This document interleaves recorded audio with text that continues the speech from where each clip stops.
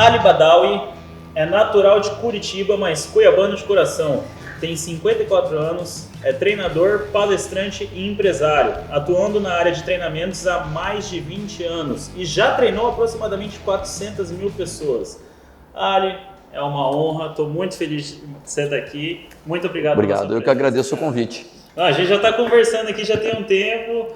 Eu estava falando para você, cara, desde os meus 15 anos de idade, eu lembro de ver você fazendo treinamentos, fazendo evento, 4 mil pessoas, 5 mil pessoas, em Cuiabá, sem redes sociais. E ainda hoje, depois de tanto tempo no mercado, super consolidado, atendendo no Brasil inteiro. É uma honra, de verdade, poder contar um pouco da sua história para a galera aqui, cara. Legal. É assim, a minha formação básica é na área de eletrônica e telecomunicações. Eu era funcionário público federal. Na época a empresa chamava Embratel, era uma empresa... Você tinha quantos anos mais ou menos? Eu entrei na Embratel aos 18. Eu fiquei lá até os 26, 27. Tá? Eu fiquei lá durante uns 8, 9 anos na Embratel. Aos 20, 21, 22, 23, até dos 20 aos 24, eu era professor na Escola Técnica Federal, professor substituto, certo?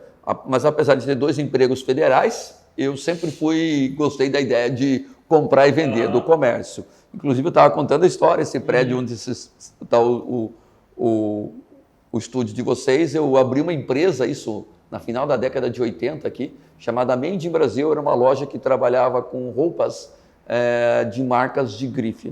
Na época, eram roupas importadas, estava começando o Brasil a trabalhar com produtos de fora do país, e esse prédio aqui me traz boas histórias, boas lembranças. Essa foi a sua primeira atividade empreendedora mesmo? Ah, não! Eu aprendi com 10 anos de idade, eu morava em Curitiba, eu gostava muito de cinema, e naquela época cinema era sábado, era a famosa matinê, né? Sim. E dinheiro era muito... Eu sou filho de árabe, meu pai, né? Eu sou neto de árabe, mas meu pai foi criado por árabe, né? E dinheiro, se quiser, vai trabalhar, né? Essa é a ideia.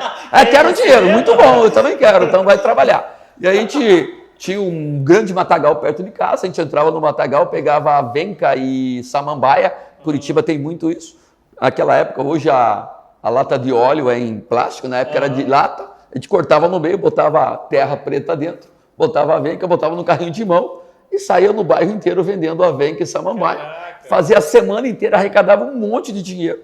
Era uma molecada de uns 8, 9, eu era o mais velho, o mentor intelectual, certo? E aí sábado a gente ia no cinema, todo mundo entrava, e eu me lembro até hoje que o confete era algo caro na época, só de quem tinha dinheiro. A gente comprava confete até não querer mais, gastava tudo. Segunda-feira, terça-feira, pegava o carrinho de mão, saía vendendo.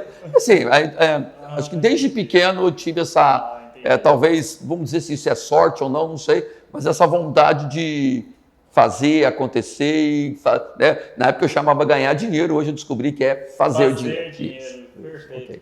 Mas a minha primeira atividade empresarial, com o CNPJ e tudo mais, foi essa empresa no prédio aqui. Isso deve ter sido, vou chutar, entre 89, final de 89 e começo de 90. Uma época bem tranquila, né, para empreender, para montar um negócio, bem segura, né, inflação de 30, 40, 50% ao mês. Hoje nós temos 10% ao ano e já atrapalha muito, certo? Eu me lembro que no último mês do governo Sarney, se eu não me engano, foi 86 no mês. Tá? Nós estamos falando em 10 ao ano, na época foi 86 em um mês. Era comum o preço ser remarcado 3 vezes por dia. E a ideia é o seguinte, o Brasil como um todo, desde que eu me entendo por gente, ele sempre foi um país muito hostil ao empreendedorismo. Quem aprende a empreender no Brasil, empreende provavelmente em qualquer lugar do mundo. Tá? Porque a pessoa que aprende aqui, ele está aprendendo num ambiente realmente muito difícil. A que você acha que se deve essa hostilidade? Essa mentalidade do ganhar dinheiro em vez de fazer? É uma soma de contextos, mas principalmente o Estado brasileiro é muito pesado. O Estado brasileiro ele não pensa em como ajudar as pessoas, ele pensa como eu posso tirar das pessoas. O Estado sempre vai pensar em um imposto a mais, um tributo a mais, nada que, puxa, vamos... Às vezes você vai ver um governante ou outro pensando, né, em tirar uma... Mas o Estado como um todo, ele é muito pesado. Né? O Brasil teve a independência porque pagava-se 20% de imposto para a coroa. Tanto é que eles chamavam do quinto dos infernos. Hoje é 36, 37, ou seja, hoje nós estamos quase o dobro, certo? E não tem nenhuma revolução, certo? O Estado brasileiro é muito ruim, tá? Ele não só é caro, ele é caro e ineficiente, tá? E alguém tem que pagar por isso. Quem está pagando por isso? Quem paga por isso é quem consome, o consumidor, e entre o consumidor e o Estado tem um louco chamado empreendedor. Que está tentando o quê? Comprar de um lado, vender do outro, pagar as contas e sobrar alguma coisa. E no meio do caminho ainda tem, né? O Estado é sócio em todos os negócios que você abrir. Se você abrir um negocinho desse tamanho, o Estado é sócio. Se você abrir uma empresa gigante, o Estado é sócio. Só que é um sócio que só faz parte o quê? Da venda, do lucro. O sócio não. Hoje em dia a gente está ouvindo falar sobre tributação sobre energia solar, é complicado, né, cara? Se tributar o sol, pô, meu. Mas assim, tá? O Estado sempre vai buscar. Tá? Mas ele não vai conseguir agora. Amanhã ele consegue. E se não conseguir amanhã? O Estado tem um negócio que nós não temos: tempo. Daqui 10 anos ele vai conseguir, daqui 20 anos ele vai conseguir, e ele sempre vai estar aí buscando algo para pagar o quê? Os famosos privilégios. E no meio de um estado tão inchado, de um país tão hostil, e se a gente olhar 20 anos atrás, né, tantas dificuldades tecnológicas, de escala, enfim, que a gente tem hoje, essas ferramentas que a gente tem à disposição, você iniciou a sua jornada empreendedora. Por que você decidiu seguir nesse ramo dos treinamentos? Quando você identificar que você tinha essa essência empreendedora, comprar, fazer dinheiro, movimentar, construir as coisas, legal. Mas o lance do desenvolvimento humano, do ensinar, do capacitar pessoas, é uma pegada diferente. Quando você descobriu isso, como foi sua jornada nesse sentido? 20 anos eu comecei a dar aula, 19, 20 anos. Eu gostei de sala de aula, gostei muito. Tá? Eu só não sabia como é que eu ia pagar minhas contas com aquilo. Na época foi bem engraçado. Eu trabalhava na Embratel e eu tinha um bom salário na Embratel e pagava o imposto, né? O imposto era retido na fonte lá. Quando eu fui trabalhar na Embratel, na escola técnica, o salário do professor é baixo, então não tem retenção da fonte. Não tem problema, certo? O problema é que eu não sabia, eu era amador na época. Da hora que soma tudo, você tem que pagar o imposto desse imposto nesse aqui que não estava retido. Eu descobri que eu estava trabalhando para pagar, certo? Mais imposto, certo? E aí o que acontece? Deixa eu molhar a palavra. Não, claro. Em 93, um amigo, tá, começou no Brasil um movimento chamado marketing multinível. Isso começou em 93. Tá? A primeira empresa que apareceu era uma empresa gigante, é a maior do mundo até hoje, chamada American Way, todo mundo chama de Amway. Tá? Eu entrei na Amway, não sabia o que era marketing multinível, não fazia a menor ideia, mas eu gostei da ideia. Eu entrei, me dei muito bem, a gente cresceu bastante, e lá eu me identifiquei com a parte de treinamentos. Tá? Porque a Amway é uma empresa extraordinária, de produtos extraordinários, tal, certo? Mas eram produtos extremamente caros para o mercado brasileiro na época. Tá? O poder aquisitivo era um produto feito no mercado americano com o poder aquisitivo do mercado americano. Quando chegou no Brasil, certo? Apesar de indiscutível, tá? Quais eram os produtos fantásticos. Mas a Amway tinha um negócio chamado Pronet, Professional Network. E era a empresa de treinamento que apoiava os empreendedores individuais do multinível da Amway lá. E através da Pronet que eu me deparei pela primeira vez com essa ideia de pensamento vencedor. Eu fui ler o livro O Poder Sem Limites, do Anthony Robbins. Eu fui ler A Mágica de Pensar Grande e tal. Então, foi lá que eu me deparei que eu podia olhar o mundo de uma maneira diferente. Até então, era bem artesanal. Eu precisava de dinheiro, precisava trabalhar. Se eu comprasse do lado e vendesse do outro, eu ganhava dinheiro. Ok. Certo? Mas não tinha nada estruturado. E lá a Pronet ela tinha uma estrutura de treinamento voltado para o empreendedorismo. Em 99, nós tivemos uma max desvalorização da moeda. Se eu não me engano, foi no dia 13 de janeiro de 99. Certo? A gente foi dormir com o dólar 1,10, 1,20, acordamos com o dólar 1,86, houve um 60%. Certo? E os produtos da Amway que eram importados, que já eram caros, eles só ficaram 60% mais caros. Certo? Houve um problema sério no mercado e eu deixei de fazer Amway. Mas me apaixonei com a ideia do treinamento e tal. Eu já tinha saído da Embratel na época, certo? Que era um emprego público, estável, estabilidade. Tanto é que quando eu pedi para sair foi uma loucura. Minha mãe que chorou uma semana com isso. Né? Certo? Meu filho, pelo amor de Deus, pensa bem e tal. E aí, é o Tem seguinte, coisa que não muda. e eu comecei a fazer várias outras atividades. Abri uma empresa na área de vendas de seguros, previdência, previdência privada, seguros, investimentos e tudo mais. E em 2002, eu com um amigo chamado Breno é meu sócio até hoje, o Breno trabalhava numa empresa, ele estava insatisfeito lá, falei, Breno, a gente podia dar umas palestras, certo? E na época não era cursos, era palestra. A diferença de curso e palestra, que palestra é uma noite, rápido, 1h30, 2, e curso nós temos, né, uma construção de uma ideia mais profunda, normalmente implica em várias noites, uma carga horária maior, certo? Eu me lembro até hoje que o Breno ganhava R$700 daquela empresa, certo? E eu falei, Breno, se nós fizermos 1.400 a cada 2 meses, dá os teus 700.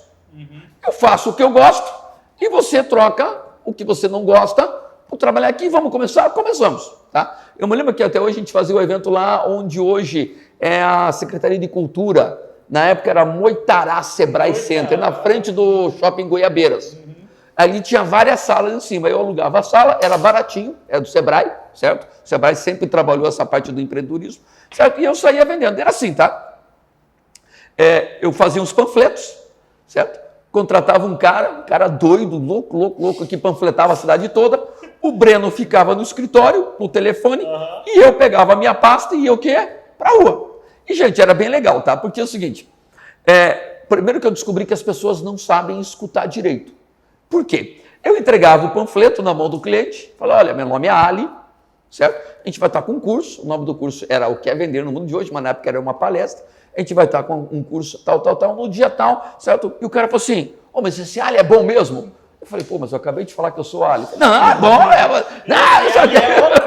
Aí é o seguinte, aí eu entrei na onda, né? O cara falou assim, dá desconto. O Ali não deixa dar desconto, já que ele não sabe. Né? Vamos lá. E aí, a gente botava lá 80, 90, 100 pessoas. O dinheiro da época, vou falar dinheiro da época, a gente vendia a palestra a R$20, R$25. Então, se botasse 80 pessoas, a R$25 dava milão. Gastava 200, 300 reais. Na época tudo era muito mais barato. E sobrava os 700 reais do Breno. Eu me dedicava uma semana de rua, de venda.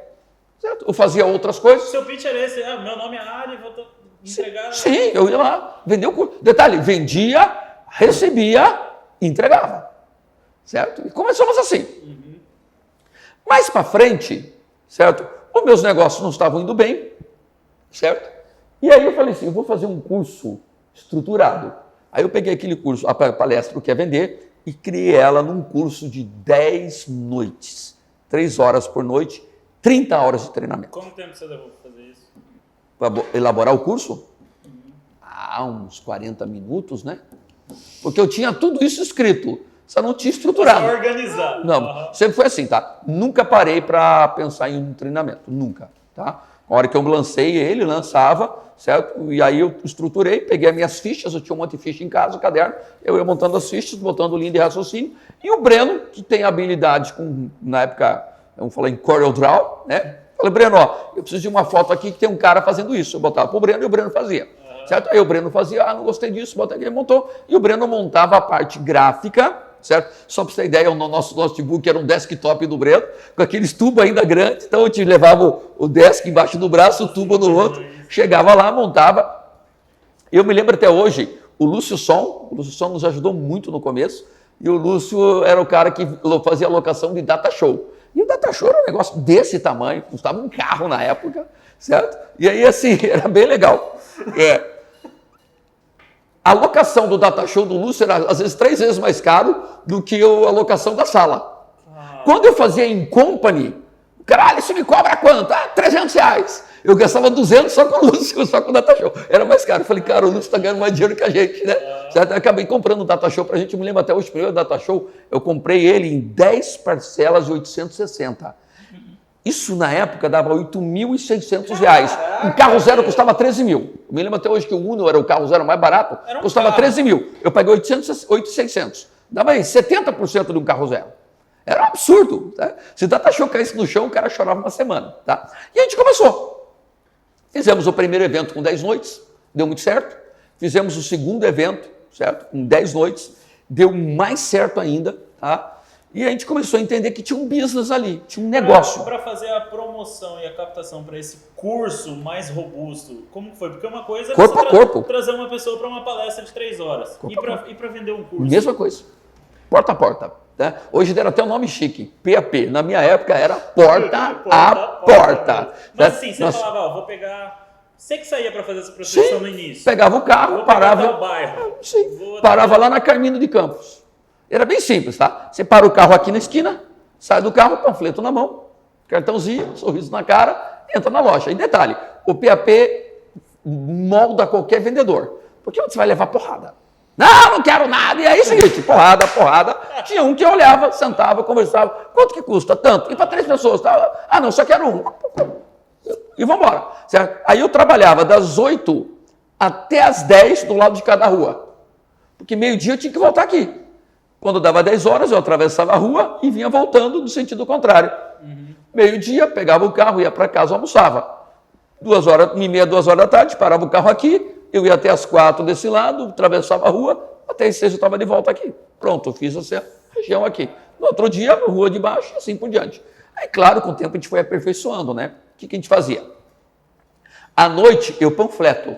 À noite a gente chegava panfletando, embaixo, né? Entrava nas lojas ali, embaixo da porta, e no outro dia de manhã eu vinha fazendo. Então, quando eu chegava lá, eu falava, cara, que coincidência, cara.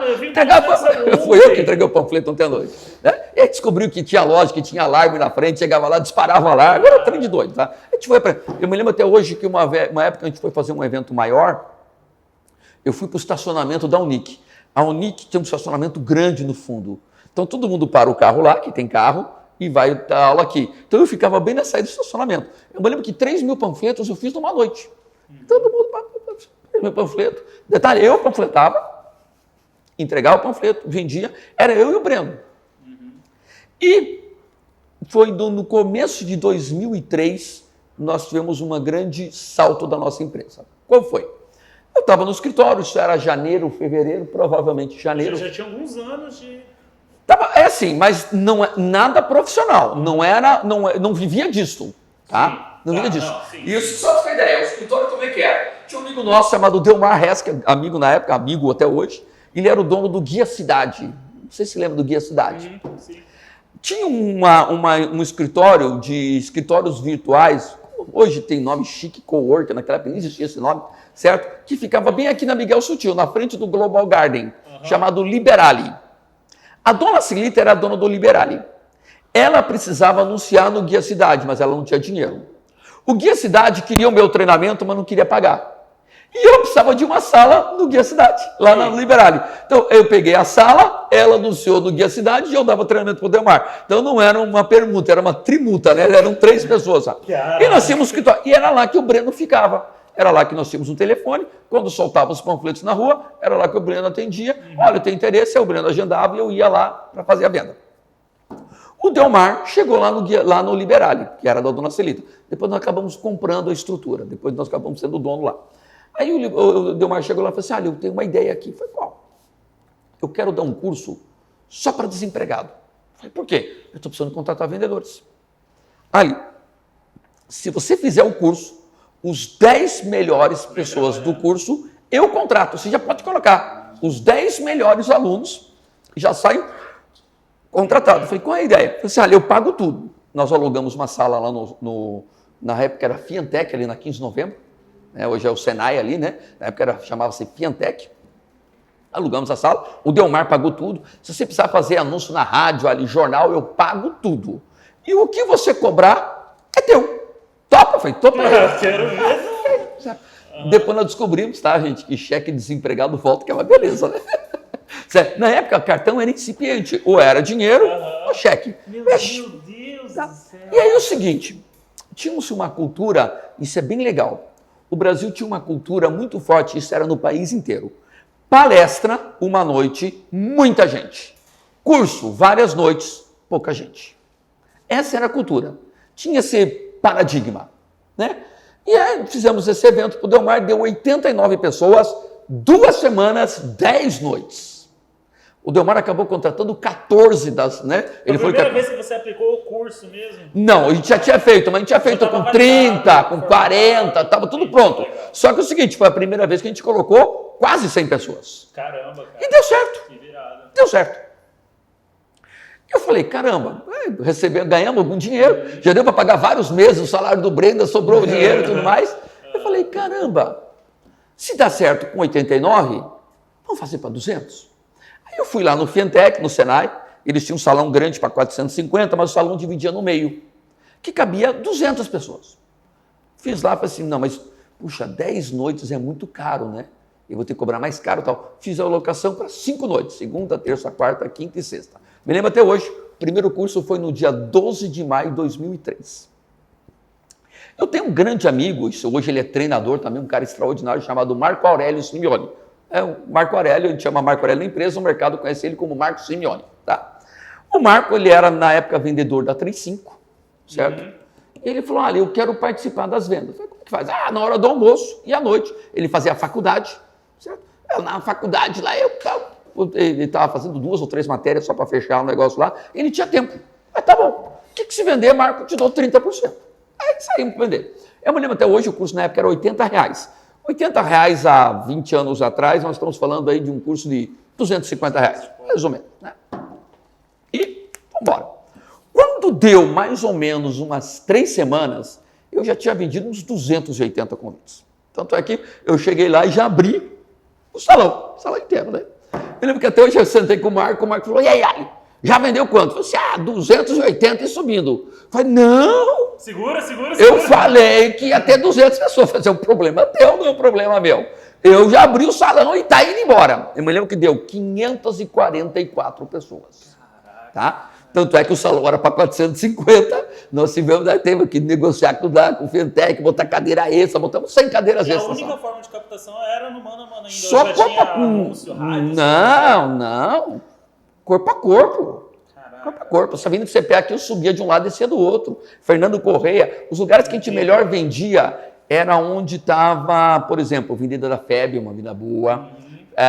Júlio Campos, legal. Carmindo, legal. Fernando Correia, da ponte para lá. Então, assim, a gente lá, era comum a gente bater lá, o cara falava, me vê 10 convites, me vê 5. E assim, de grão em grão, 5 aqui, 2 e tal. No final do dia, a gente vendia 30 convites, 40 convites. Tá? E 30 convites na época era 2.400. Para nós era dinheiro que não acabava mais. Mas vamos lá, certo? Começou o curso, tá? E assim, nós estávamos muito despreparados. A gente não imaginava fazer um curso para 544 pessoas. Tá? Eu me lembro até hoje uma amiga nossa, hoje ela é dona daquela franquia Franklin Covey, Diana Tax, tá? Eu me lembro até hoje que a Diana chegou lá, na portaria, ela não estava dando conta da portaria, ela entrou, era uma aluna, certo? Porque na época ela trabalhava na Gráfica Genus, certo? E ela que ajudou a fazer os panfletos, que a gente entregava os panfletos e tal, ela chegou, entrou no balcão para ajudar a gente, porque a gente não estava dando conta, tá? Aí começou o curso, e o curso era um espetáculo, certo? Assim, ele foi montado, esse curso ele durou 11 anos sendo feito, e eu não mexi nada nele durante 11 anos, porque ele começou redondo. Eu começava a primeira noite falando sobre comportamento comercial. Depois eu entrava falando sobre finanças pessoais, que tinha uma brincadeira no curso que eu falava que vendedor quebrado é uma desgraça, que uma das coisas que o vendedor precisa aprender a lidar é o quê? Com dinheiro. Então tinha uma noite, a segunda noite do curso era sobre dinheiro. E a partir da terceira, quarta e quinta noite, a gente falava sobre atendimento, vendas e fechamento. Na quinta noite, e eu tenho um hábito, tá? Isso foi criado por acaso, não sei de onde eu tirei isso, que eu falo, gente, anote aí. Tanto é que tem gente que fala assim, ei, Ali, anote aí, tal, assim. Quando eu falava anote aí, todo mundo que chegava no nosso curso ganhava um caderno, tá? Tanto é que você fez vários cursos conosco, provavelmente você chegava na recepção até hoje, tá? Nós mandamos fazer entre 20 a 30 mil cadernos por ano, porque todo o curso nosso, né, tem 200 pessoas aqui, 300 lá, 400 lá, todo mundo recebe um caderno, né? Eu falava, gente, anote aí. Quando eu falava anote aí, imagine 500 e poucas pessoas, pá, baixava. Eu falei, eita, tá funcionando isso. Eu tenho uma facilidade de falar e pensar ao mesmo tempo. Então é muito comum eu estar falando com você aqui pensando o que eu vou falar depois. Isso se desenvolve através do quê? Da prática. Eu falei, caramba, as pessoas estão gostando. Já sei, vou fazer um repique. O que é o repique? O mesmo curso, daqui a algum tempo. Aí na quinta-feira eu falei, gente, não, isso foi na quarta-feira do curso. Gente, vocês estão gostando do curso? Estamos. Ok. Amanhã eu tenho uma novidade para vocês. Outro dia de manhã, eu fui até a administração da Fentec e falei assim, olha, eu quero alugar o salão de volta para daqui 30 dias. Eu falei, olha, eu não posso. Por quê? Vai entrar em reforma. Na época, o Fentec era Paviflex, iam cortar porcelanato e tudo mais. Não dá. Falei, eita. Aí eu peguei o carro, fui lá na Fecomércio, lá na frente do grande templo ali, certo? Aluguei o salão lá da Fecomércio. Quinta-feira eu falei, gente, eu quero dar um presente para vocês. Na época a gente não trabalhava com tabela de desconto, era assim, era R$80 por pessoa. Um convite, 10 convites, era R$80, certo? Tá certo? Não, tá indo bem. Aí, vocês acham que esse curso está ajudando vocês? Ah, bom, poxa, estava ótimo, tá? Então qual? Então vocês vão poder dar um presente para quem vocês quiserem. Amanhã eu vou trazer o presente para vocês. Fui numa Gráfica Expressa, fiz 300 convites, por quê? Apesar de ali caber 500 e pouco, era 400, mas a gente botou 500 e pouco. Lá era 270, com cadeira extra ia até 300. Nós só temos 300 vagas para esse curso que vai acontecer dia tal lá na Fecomércio. Só que é o seguinte, preço do convite, apenas R$50. Está sendo vendido agora no intervalo, nossos cursos tinham intervalo. Como era 3 horas, a gente dava um intervalo. Certo? Enquanto tiver convite, você pega lá. Isso era sexta-feira à noite. Acabou o curso, sábado de manhã, quando deu 11 horas da manhã, a gente não tinha nenhum dos 300 convites. Tinha vendido tudo. Só as pessoas. Teve gente lá que comprou um convite, veio lá e levou a empresa dele inteirinha depois. Certo? E aí é o seguinte, nós estávamos preparados para ficar um mês inteirinho vendendo aquele curso. No outro dia de manhã, não tinha mais nada. Ou seja, todos os convites estavam vendidos e recebidos, que na época era muito simples. Ou era cheque, o dinheiro. Um ou outro fazia transferência. Cartão de crédito, praticamente não tinha. E eu fechei, na época, um grande contrato, foi o primeiro grande contrato meu de Incompany com a Todimo. A Todimo, na época, tinha umas 3 ou 4 lojas, hoje ela deve ter mais de 30, certo? Para treinar toda a área comercial da Todimo. E eu fiquei esses dias, que era para vender, certo? Antecipei meu contrato com a Todimo e fiquei dando o Incompany, certo? Fizemos o segundo evento aqui, sucesso no mesmo padrão.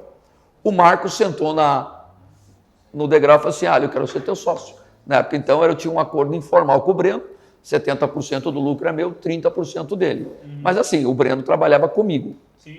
Falei, Marco, tem um acordo com o Breno. Aí nós fizemos um acordo, certo? Eu fiquei com 55% da empresa, o Marco com 22,5%, o Breno com 22,5%, e nós começamos formalmente a empresa em 2003. Então, até que esse ano está completando 19 anos, uma empresa chamada Sem Mais Desculpas Treinamentos. E de lá para cá, em torno de 400 mil pessoas treinadas.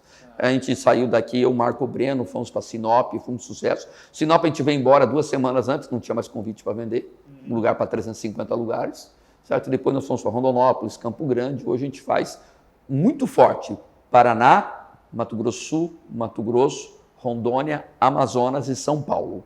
Essas cidades. Goiás um pouco, aí de vez em quando a gente vai para outras regiões do país, mas esses estados de maneira bem presente hoje. Tá, deixa eu te fazer uma pergunta agora. Uma coisa é o Ali, sozinho, fechando treinamentos, fechando cursos, fechando palestras. Outra coisa é gerenciar uma escala gigantesca como essa. Você falou que chegou em um determinado momento a ter não sei quantos vendedores em diversos lugares e até país diferente. Qual foi, o que você teve que aprender? Como foi o seu processo para crescer desse tamanho a Sem Mais Desculpa treinamentos? Qual foi a maior dificuldade? Qual foi o maior erro, até se possível? E como você se profissionalizou para atender algo tão grande assim? Assim, logo depois a gente foi para a rua, eu, o Marco, vendendo na rua e o Breno no telefone. Chegou um momento que a gente queria fazer 2 cidades. Já não dá. Aí o que acontece? Eu fui para uma cidade e o Marco foi para outra. Chegou um momento que a gente fazia 3, faltou gente. Aí nós contratamos um vendedor. Mas o vendedor não tinha habilidade de vender, que eu e o Marco tinha. Então a gente pegou o vendedor, vem cá comigo, vai comigo, a gente faz. E aí começou assim. Daqui a pouco tinha 1, tinha 2, tinha 3, tinha 4. Tá pronto, manda para outra cidade. E aí, ao medida chegou um amigo nosso, que já era um bom vendedor, aprendeu o nosso voo, falou assim, pega mais 2 vendedores e vai para outra cidade. Porque é o seguinte, entre esse curso e esse aqui, tinha 4 ou 5 semanas no meio do caminho. E aí o que a gente vai fazer? Monta uma equipe e vai vender essa cidade. Monta outra equipe e vai vender essa cidade. E na época era um curso de 5 noites. Depois, já não dá para dar curso 5 noites. A gente começou a fazer curso de 3 noites numa cidade e 2 noites na outra. A gente já não conseguia consegui entregar 2 eventos dentro da mesma semana. E a gente foi crescendo. A empresa, no máximo, chegou a ter 42 pessoas, 23 na área comercial, fora o telemarketing, fora financeiro, logística e tudo mais. Certo? E a gente foi crescendo. Alcançamos o auge da empresa entre 2011, 12 e 13. Um erro que nós cometemos, 2014, foi o 2013, nós optamos em fazer um crescimento, uma expansão muito grande. Nós abrimos Manaus, abrimos a cidade de Manaus, já estava pronto, a gente ia lá, mas a gente fixou gente lá, fixamos uma equipe grande em Goiânia, fixamos uma equipe em Campinas, fixamos uma equipe em Curitiba, certo? E a hora que nós demos essa passada enorme, veio a crise de 2014, isso pegou a gente no contrapé, isso nos custou muito caro, porque a gente imagine pegar 3, 4 famílias com mudança, carro, família, criança, levar para Manaus, certo? E depois a conta não fecha lá e as pessoas têm que voltar de Manaus para cá, ou Campinas. Só em Goiânia a gente levou 5 vendedores nossos daqui para morar lá, porque como são cidades grandes, a gente fazia cursos todos os meses lá, certo? E eventualmente as coisas começaram a dar um pouco de trabalho, isso nos custou caro na época, bem caro, nós retraímos, adequamos a empresa ao tamanho normal e depois voltamos a crescer. Mas esse momento foi um momento bem desafiador. Qual que você acha que foi o fator, os maiores fatores que levaram a, sem mais desculpas, treinamentos, a ter tanto sucesso e tanto resultado assim? Eu vou usar uma palavra chamada aplicabilidade. Nós não falávamos no palco coisas que nós não fazíamos no dia a dia. Então era muito comum o cara me ouvir falar lá e fui eu que fui vender o convite para ele. Então aquele cara lá que eu falava, gente, já vai fazer o corpo a corpo, eu estive na empresa dele no corpo a corpo. Não só eu, a minha equipe estava fazendo isso. Tá? Então é que, por exemplo, nós chegamos a montar um staff de treinadores. Tem uma época que nós tínhamos 10 treinadores. Tá? Para falar a verdade, nós chegamos a 11 treinadores. Mas tinha treinador nosso que não podia falar do assunto tal. Por quê? Porque ele não fazia. Ah, vou falar de vendas. Você não pode falar de vendas. Por quê? Você não vende. Ah, mas ele é muito bom nisso. Então fala nisso. Por exemplo, nós tínhamos um treinador nosso que tinha dificuldade com dinheiro. Ele não pode falar sobre finanças pessoais. Como é que você vai falar sobre o outro, sobre guardar dinheiro, se você está quebrado, está devendo? Não faz sentido. Então, eu acho que a grande essência do nosso negócio foi o quê? Só fala aquilo que faz. Por exemplo, eu nunca dei curso sobre gestão de processo. Eu nunca dei curso sobre questões organizacionais. Por quê? Porque eu sou um cara desorganizado. Certo? Eu não tenho uma secretária, eu tenho 2, certo? Para dar conta, porque eu sou um cara muito desorganizado. Tanto é que na empresa eu falo o seguinte, se você me der alguma coisa para guardar, a culpa é tua, se eu perder. Você sabe que eu vou perder. Então, assim, a gente só fala, por exemplo, o Ali fala de liderança? Falo. Ali se fala sobre gestão de tempo? Não. Tá? Eu tenho uma boa gestão de tempo, mas eu não tenho moral para falar sobre ter uma boa gestão de tempo, porque eu não tenho essa habilidade. Agora, quer falar de dinheiro? Eu falo de dinheiro. Dinheiro eu falo. Falar de vendas? Eu falo de vendas. Negociação? Eu falo de negociação. E essa área? Essa área não é minha. Tá? Então, só se posiciona aonde você é bom. Aonde você não é... Também. Exatamente. Tá? Eu acho sensacional você estar aqui falando isso, porque a gente sabe o tanto de gente que olha e pensa, pô, queria ser um Ali da vida. Queria estar nos palcos, queria estar em vários países, em vários lugares. Mas quantas pessoas estão dispostas a passar o dia inteiro panfletando embaixo do sol quente, falando com gente, tomando paulada? Talvez esse seja o maior desafio, que as pessoas começam a editar o sucesso. Primeira coisa, sucesso não pode ser editado, sucesso só pode ser vivido. Editar o sucesso. Tá? Então assim, acho que todo mundo assistiu a Procura da Felicidade, sim, com Will Smith. Tem uma cena ali, aqui muito interessante, que ele teve um dia que ele teve que dormir com o filho dele no banheiro público do metrô. Aquela cena durou 40 segundos, mas eu quero fazer uma pergunta para pais e mães que estão nos ouvindo. Você consegue imaginar você dormir com o teu filho no banheiro público uma noite inteira no chão? Então isso no filme é fácil. Na vida real, isso é sangue, suor. Sucesso não pode ser editado. O sucesso só pode ser vivido. Tá? Outra coisa, o Ali não é nada mais, nada menos do que todos nós somos. Certo? As pessoas olham alguém no palco falando e imaginam um super-herói. Não tem super-herói.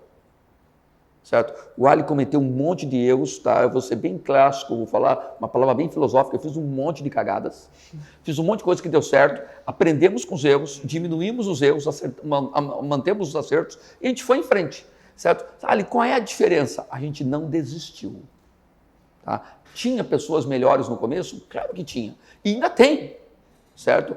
A diferença é o seguinte, o mercado, ele precisa de alguém que venda, tá? Cansei de ver gente, treinadores, palestrantes, bons palestrantes, saíram lá do Paraná, sentaram aqui no meu escritório e falaram assim, eu tenho um curso maravilhoso, cara. Um curso extraordinário. Cara, arrebenta. Só que é o seguinte, eu queria fazer uma parceria com você. Qual? Você vende o curso, você tem uma equipe boa de vendas e eu entrego. Tem alguma coisa errada? Se o cara vai falar de vendas, ele tem que vender. No mínimo, né? Mas eu não sei vender. Então monte uma equipe que saiba. Mas para isso tem que montar equipe. Montar equipe dá trabalho, liderança. Certo? Então, esse é o conceito, aplicabilidade.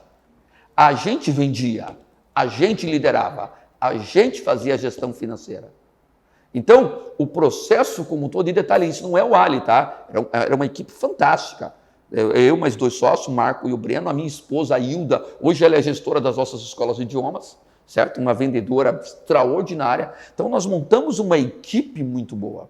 Tem a Valéria, que trabalha comigo, hoje ela é esposa do Breno, ela começou comigo, ela tinha 17 anos, hoje é uma mulher de 36, 35 anos, certo? Ela chegou lá como menor aprendiz, certo? Então nós montamos uma equipe e essa equipe construiu o resultado.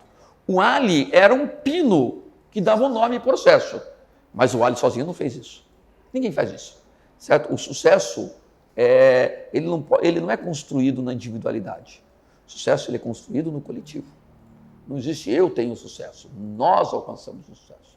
Certo? E assim, ao longo do caminho, fizemos muita coisa legal. Né? O nosso maior evento foi no Centro de Eventos Pantanal. Certo? Nós fizemos lá o que nós chamamos de mega evento. Botamos lá 4.000 e poucas pessoas durante 4 noites. Então, se levar 4.000 pessoas, segunda, terça, quarta e quinta. Lembrando, e detalhe, sem Instagram, sem nada, não, nem existia, não tinha nada disso. A venda era a venda artesanal mesmo, era o corpo a corpo. Só que não foi o Ali, nós estávamos com 14 vendedores, tá? 14 vendedores. Então, para botar 4.000 pessoas, simples, é uma conta básica. Você pega 4.000, divide por 14, vai dar 300 e poucos convites para cada vendedor. Um curso normal, um vendedor vende 300, um bom vendedor vende 300 e poucos convites. Aí você soma 14, você põe lá 4.000 e poucas pessoas. Fechou. Ok. E eu acho que é incrível a forma como você enxerga isso, porque essas pessoas que querem um sucesso editado, eu acho que até certo ponto elas podem até ter resultado, mas em algum momento a bomba vai explodir. Seja porque ela precisa manter uma aparência do que ela não é, porque ela fala de algo que ela não tem propriedade, e em algum momento isso vai bagunçar, às vezes não bagunça no dinheiro, mas bagunça na cabeça. Mas bagunça nas emoções, principalmente com as redes sociais. Mas vamos falar, Matheus, vamos voltar, dar um passo atrás. De repente me aparece alguém numa rede social falando o quê? Sucesso fast food. De repente ele era um quebrado, 6 meses depois ele está lá de carro importado, está morando não sei aonde, certo? Aí tem uma palavra chique, lifestyle, certo? Coisa certo. Mas eu me pergunto o seguinte, quantos fizeram a mesma coisa e quebraram a cara? Deixa eu contar uma história rápida para vocês. Isso aqui é um fato verídico. No final da década de 70, começo da década de 80, um cara nos Estados Unidos fez uma malandragem. Lá tem o tal famoso, na NBA, tem a tal do playoff, né? Final, Costa Leste vence Costa Oeste. E são 7 jogos. Sim. Quem for o melhor dos 7, campeão nacional. Okay? O que ele fez? É cara inteligente. Malandro, mas inteligente. Nos Estados Unidos tem uma carta chamada Carta Social. Custa 1 centavo. Ele escreveu 200.000 cartas. Claro que não escreveu, né? Imprimiu.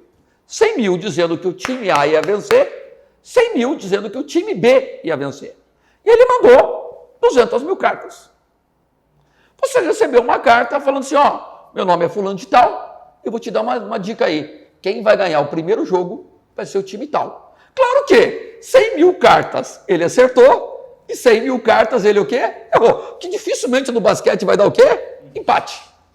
Então, para metade daqueles caras que receberam a carta, eu falei, eita, o cara acertou. O que ele errou, o que ele fazia? Tirava daquelas 100 mil agora, no segundo jogo, 50 mil. Ele falou, agora quem vai vencer o time A, 50 mil, quem vai vencer o time B. E, logicamente, para uma das duas ele acertou. O que ele acertava, ele continuava. O que ele errava, saía. Então, teve um grupo que durante 6 jogos, chegou a carta antecipada, eu falei assim, cara, esse cara sabe de alguma coisa. Só que no último jogo ele falou assim, quer saber quem vai ganhar a final?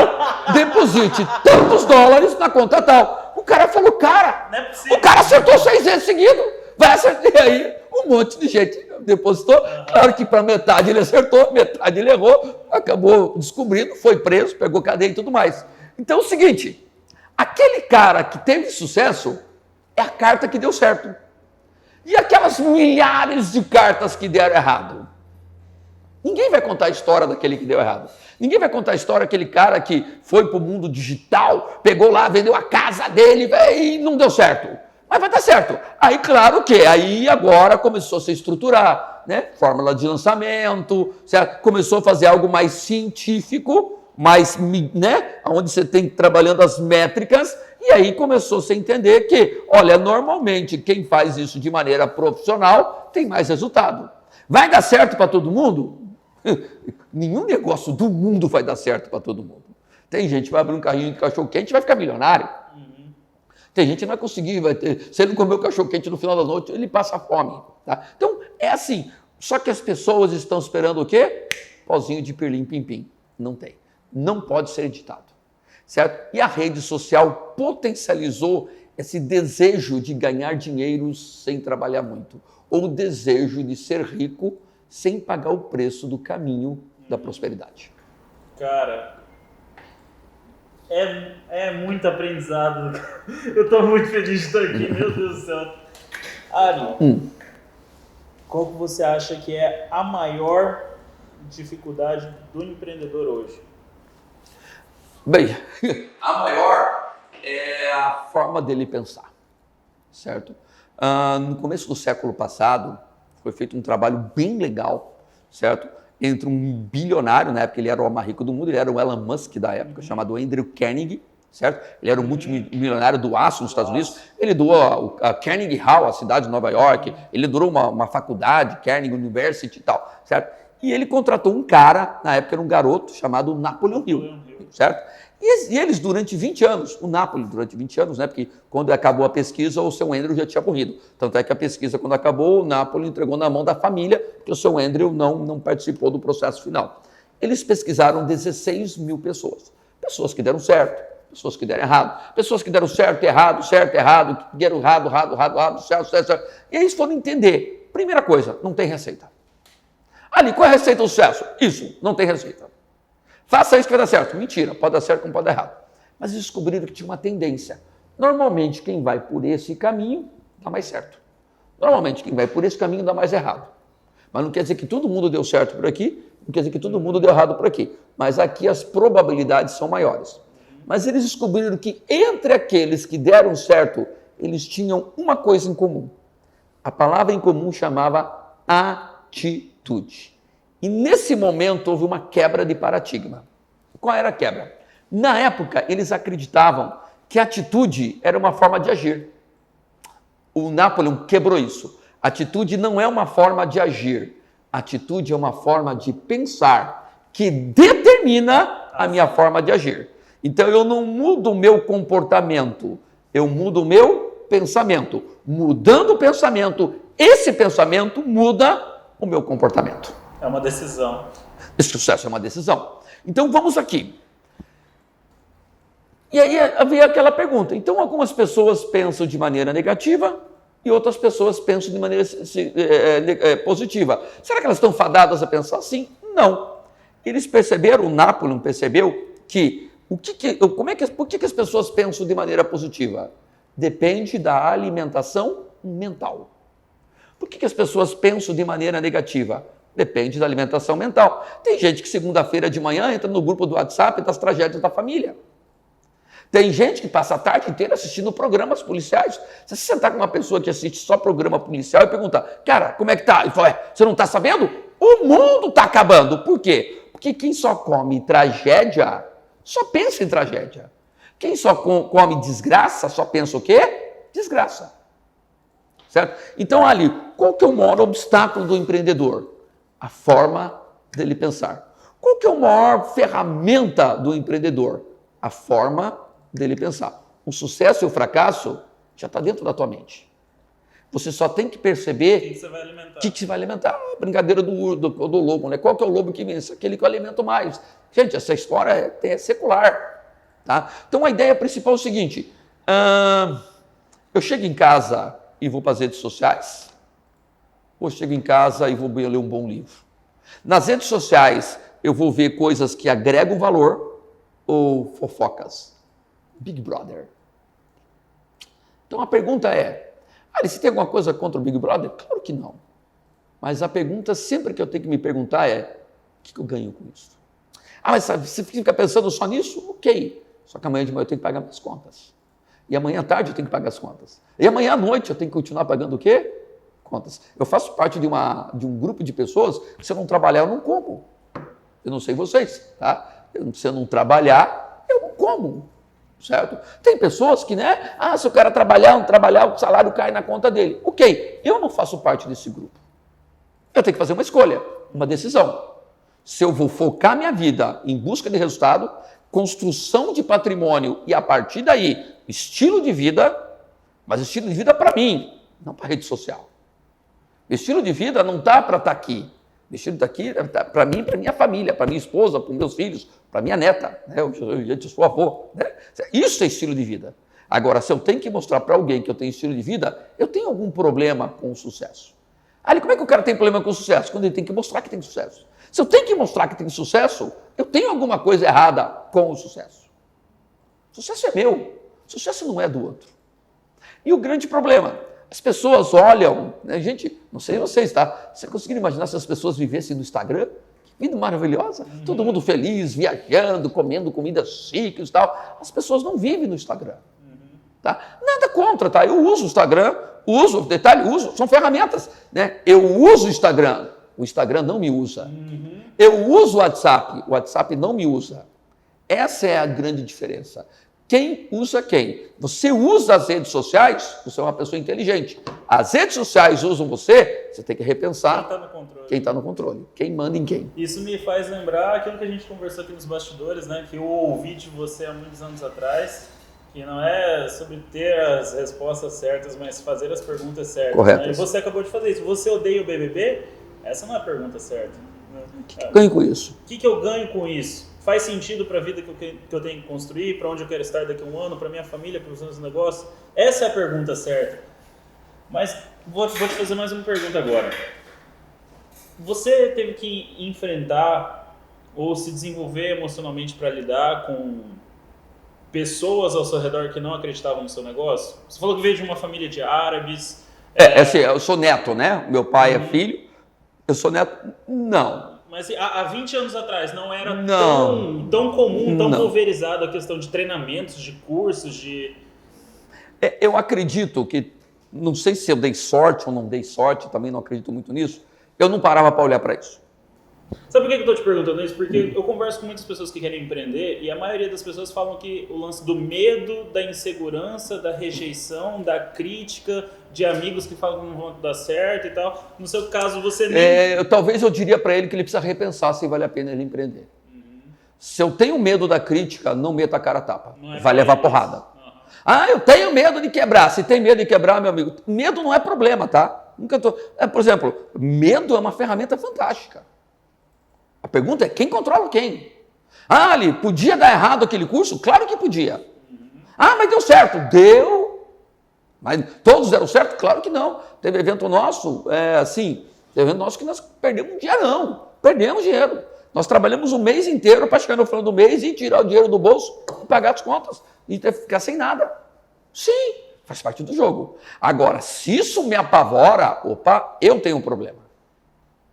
Agora, você tem receio? Claro que eu tenho.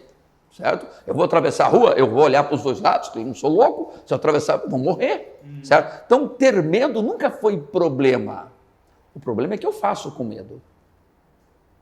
Se eu controlo o medo, eu tenho coragem. Se o medo me controla, eu sou um covarde. Não está no medo, está em mim. Então, assim, o que o outro vai pensar. É importante que o outro pense? Sim. O que eu faço com o que o outro pensou? Isso é dele, isso é meu. Não é meu. Não é meu. Não é meu. A ideia é a seguinte, mas a gente acha que vai dar errado. Ok. Mas eu vou trabalhar para que dê certo. E se der errado, vou ver que eu aprendo no caminho, cato os cacos, levanto e vamos embora.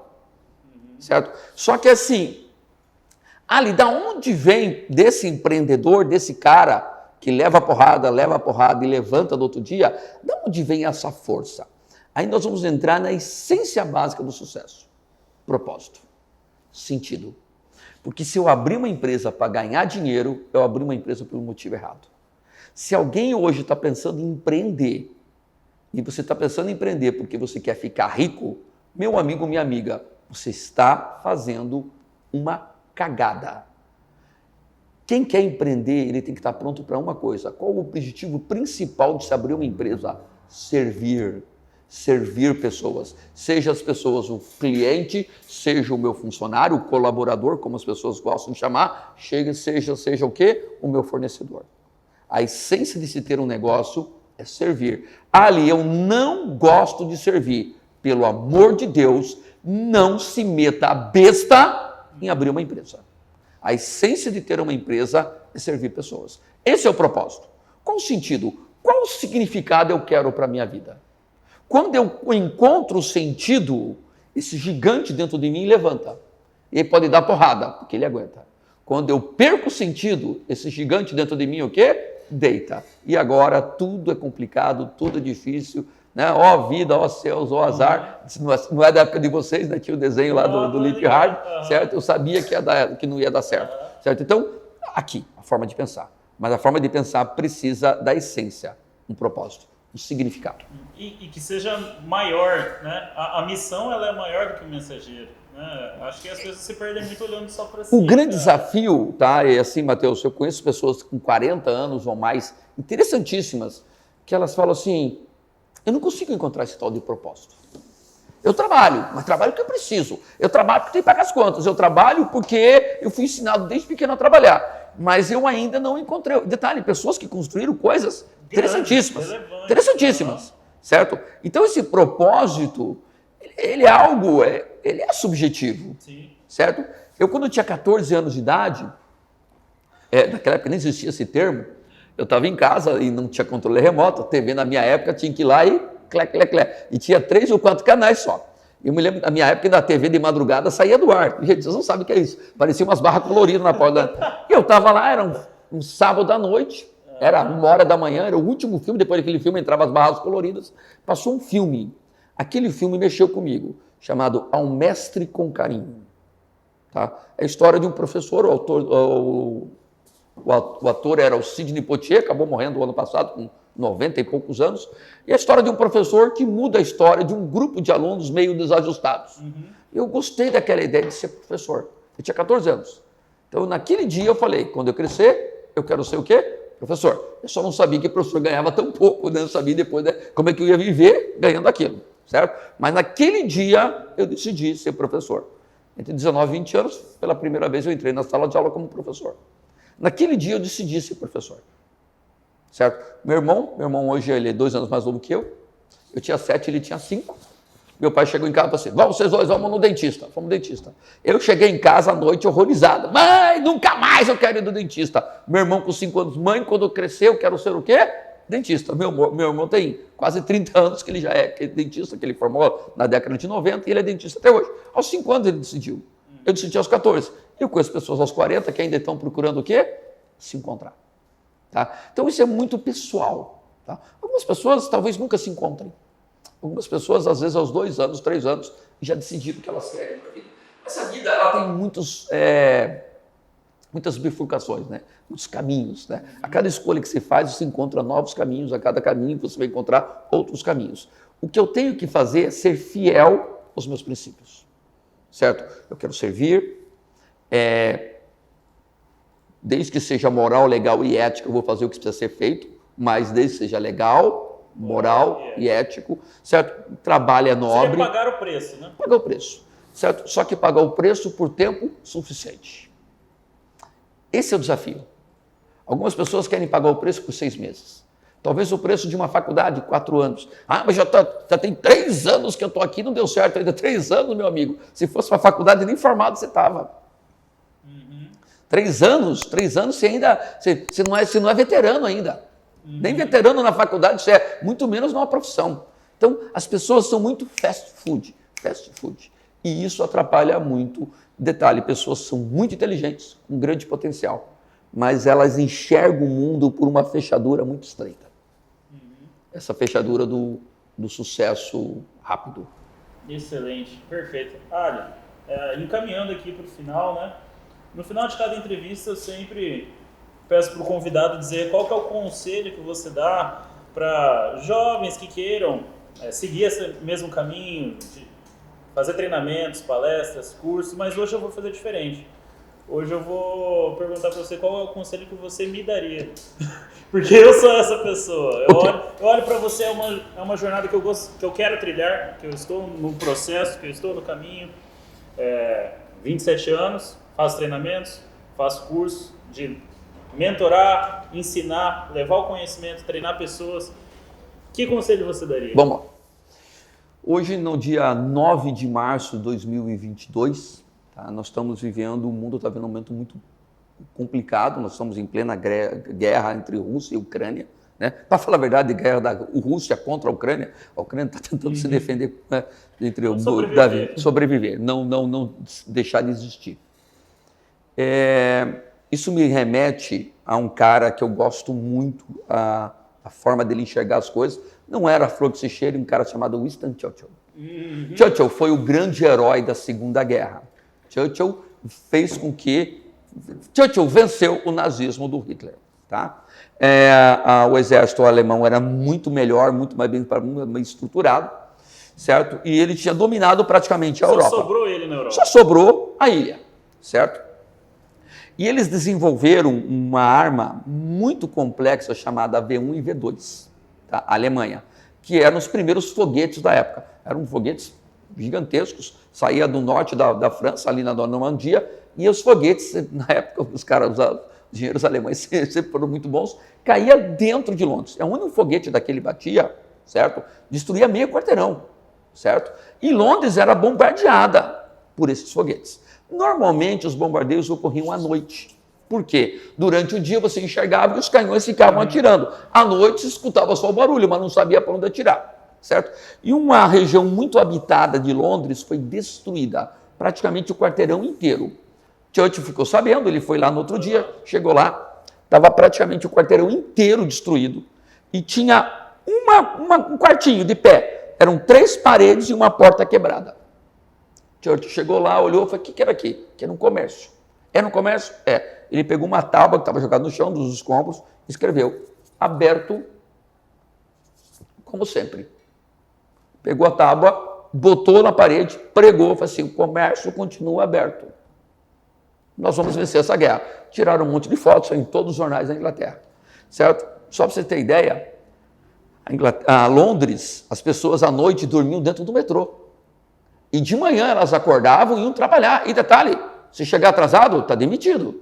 É a guerra. Meu amigo, a vida vai ter que continuar com guerra, certo? Olha só como é que era o negócio. As crianças foram para o interior, ficava só o filho mais velho, a filha mais velha, porque se o pai e a mãe for ferido, tem alguém para cuidar, e é isso que a vida continua.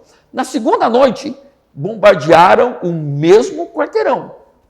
Falaram para o Churchill, não é possível, cara, o mesmo quarteirão. Foi lá, aquelas 3 paredes não tinha mais, tinha uma parede. Aí o que o Churchill fez? Revirou todos os escombros, sei lá a cena dele, o primeiro-ministro britânico, achou a placa, botou na parede, aberto, como sempre, só tinha uma parede. Tiraram foto, saiu em todos os jornais. Terceira noite, bombardearam de volta. Falei, cara, não é possível, cara. Ele chegou lá, não tinha parede, tinha um cano retorcido. Eles levaram 1 hora para achar a placa. Encontraram a placa, a madeira. Só que dessa vez estava escrito, aberto como sempre. E ele escreveu embaixo, mais do que nunca. Pregou no cano amarrado, nós vamos ganhar essa guerra. E ganharam. Após a guerra, a primeira turma de direito formada após a Segunda Guerra Mundial convidou Churchill para ser o quê? O orador. O herói da guerra. E o Churchill era conhecido de falar, né, discursos de horas e horas. Sim. O Churchill chegou lá na frente, certo? A comoção do país, milhões de ingleses morreram na guerra, né? Quase 70 milhões de pessoas morreram no mundo inteiro. Ele parou, olhou nos olhos de todos aqueles formandos. Ele falou, nunca, nunca, nunca, jamais desista. É isso que eu quero dizer. Nunca, jamais desista. Ali, obrigado, que honra. Acho que o mais legal, apesar das porradas, de tudo que o empreendedor enfrenta, são esses momentos. De você olhar para o que você está fazendo, do orgulho que você tem do que você está construindo, do legado que você está deixando na vida das pessoas. E eu espero, quando eu estiver com 54, poder fazer a mesma coisa que você está fazendo por mim, pavimentar esse caminho, construir esse legado verdadeiro e deixar tanto ensinamento, tanta mensagem positiva na vida das pessoas. Queria que você falasse para os nossos espectadores como eles te acham nas redes sociais, como que eles podem acompanhar o seu trabalho, entrar em contato com você, como que é? Eu estou no Instagram, @Ali-Badawi, vou soletrar porque eu levei 14 anos para escrever esse nome. Ali é A-L-Y, @ALY, aí vem a parte mais complexa, meu sobrenome, Badawi, é B-A, 2 Ds de dado, D-D-A-U-H-Y, B-A-D-D-A-U-H-Y, Ali Badawi, certo? No meu Instagram eu falo sobre liderança, sobre vendas, negociação e empreendedorismo, e o mais interessante, tá? Uma vez a cada 45 dias eu divulgo no meu Instagram um curso gratuito. Esse curso normalmente ocorre pela plataforma Zoom. Inclusive, semana que vem a gente vai ter esse curso chamado Finanças Pessoais. Só para você ter ideia, um curso de 5 horas ao vivo, baseado em perguntas e respostas, onde as pessoas vão trazer todas as suas dúvidas sobre dinheiro e nós vamos ficar 5 horas lá falando sobre como detalhe, não é controlar o dinheiro não se controla, como a gente controla as nossas emoções em relação ao dinheiro. Perfeito. Inclusive a gente vai deixar o QR Code aqui na tela, o pessoal coloca o celular, já vai cair direto lá no seu Instagram. Ótimo. Para achar, se...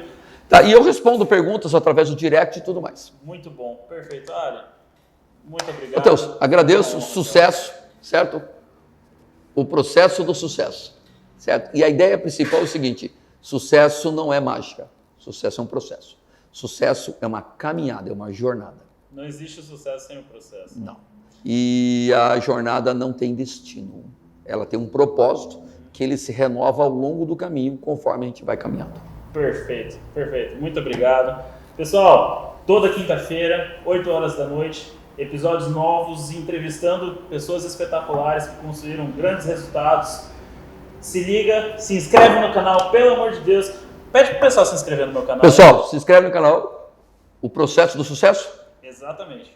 No YouTube? No YouTube. Ok. Se inscreve e ativa as notificações. E ativa as notificações. Eu ainda tenho que aprender a fazer isso. Gente, eu tenho 54 anos, mas estou aprendendo. Você vai receber. Pessoal, muito obrigado e até a próxima. Grande abraço.